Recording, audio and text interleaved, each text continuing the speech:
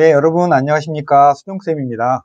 오늘 제목은 수리논술을 할까 말까 고민하는 정시로에게 조언을 몇 가지 드리려고 합니다.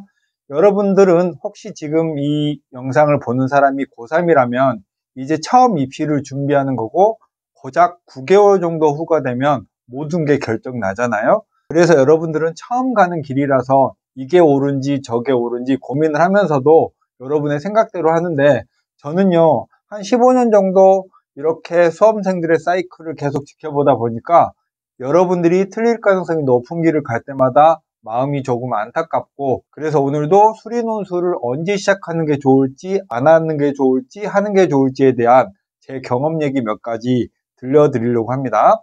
여러분들이 보통 고1에 접어들면 내신을 잘 봐서 학생부로 대학을 가고자 하는 계획을 세우잖아요.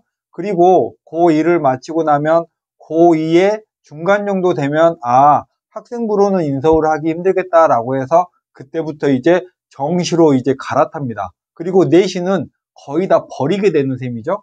저희 학원에 상담 오는 학생들을 보면은 내신이 좋은 학생들은 3점대, 또 4점대, 심지어는 5점대 학생들도 있어요. 이렇게 내신이 5점대 학생들은 그 내신을 거의 입시에서는 쓸 게 없기 때문에 다 버리게 되는데, 그리고 이제 여러분이 말씀하시듯이 정시에 올인을 한다고 선언을 하죠. 보통 최근에 학원에 수리논술 상담을 많이 하시고요. 지난주와 이번 주에 걸쳐서 수리논술 설명회를 하다 보니까 많은 분들이 전화 문의도 하시고 상담도 많이 하는데, 어머님들은 대부분 논술을 시키고 싶어 해요. 그런데 우리 학생들이 지금부터 수리논술 하는 건 조금 빠르다라고 생각해서 6월에 시작할래요? 여름에 시작할래요? 이렇게 해서 뒤로 미룹니다. 학생부로 대학 가기 어려우니까 정시로 대학을 가겠다는 계획 자체는 이해가 됩니다.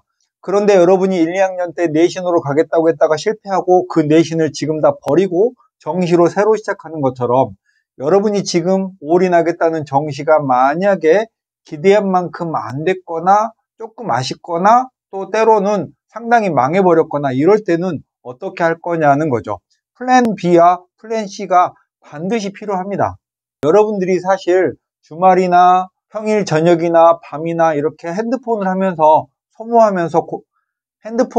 공부 외적인 시간으로 소모하는 시간은 적지 않게 많거든요.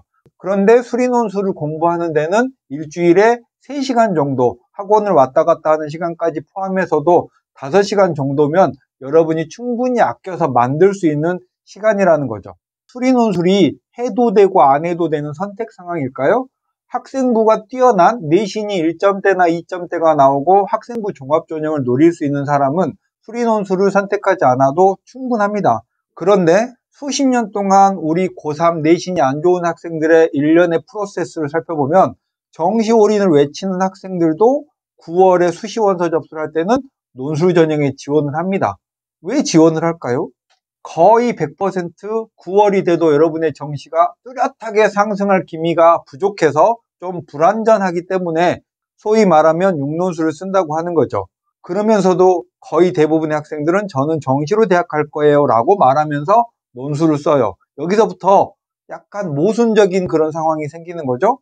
그리고 나면 수능 시험을 보고 나서 논술을 쓴 학생 중에 100명 중에 99명은 논술 시험을 보러 갑니다. 준비는 안 했지만 논술 시험을 보러 가요. 이렇게 정시에 올인하겠다는 거의 모든 대부분의 수험생들은 수능 시험 끝난 후에 논술 시험을 보러 간다는 사실을 여러분이 해석해 봐야 됩니다. 그래서 정시 올인을 하겠다는 대부분의 수험생들이 수리논술 전형에 지원을 하고 수리논술 시험을 보러 간다는 사실은 수리논술이 필수가 맞다는 걸 증명해 주는 사실이죠. 그럼에도 불구하고요, 수학이 약한 학생은 수리논술을 지금 시작하면 안 됩니다.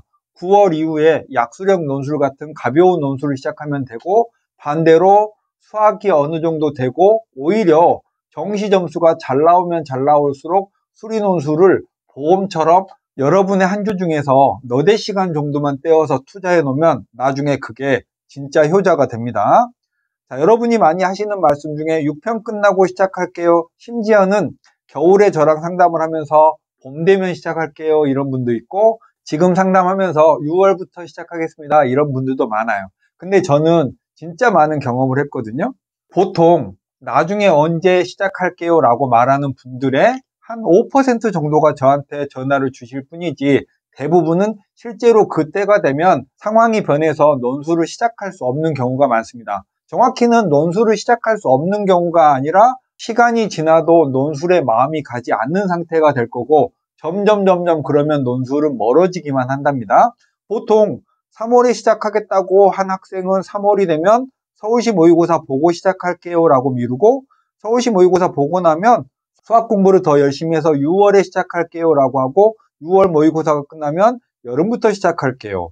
여름이 되면 이번 여름은 과탐을 해야 되니까 국평 끝나고 시작할게요. 이렇게 계속 미루는 게 고3들의 패턴입니다. 그리고 나서 9월 평가원이 끝나고 나면 수시 원서 접수는 6논술을 쓰고요. 그 다음에는 정시에 그냥 올인할게요 라고 하고 논술을 안 하죠.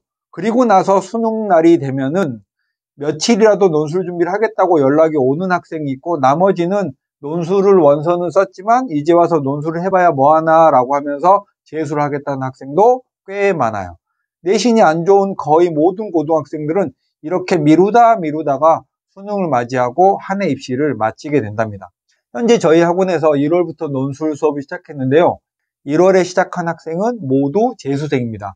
최근에 고3 학생들이 이제 오기 시작했는데 일부 마음이 열려있는 학생들이 오기 시작했는데 사람마다 생각의 차이가 있긴 한데 여러분이 과거에 고1, 고2 때 입시에 대한 혹은 시험에 대한 내가 몇 점을 맞으리라 라고 계획 세웠던 것들이 잘 이루어졌는지를 생각해 보세요. 결론은요. 정시에 올인을 하더라도 플랜 B, 플랜 C를 준비하기 위해서 논술은 필요하다. 일주일에 서너 시간만 투자해서 혹시나 모르는 상황에 대비하는 게 좋고 그 혹시나 모를 상황은 나중에는 거의 확실한 상황이 된다는 사실을 꼭 잊지 말았으면 좋겠습니다. 우리 고3 학생 여러분이 현명하게 입시를 앞서 나가면서 준비하기를 바라는 마음으로 수리논술 준비는 수학 실력이 된다면 빠를수록 합격 확률이 높다라고 말씀드리고 싶습니다. 자, 지금까지 수정쌤이었습니다. 안녕.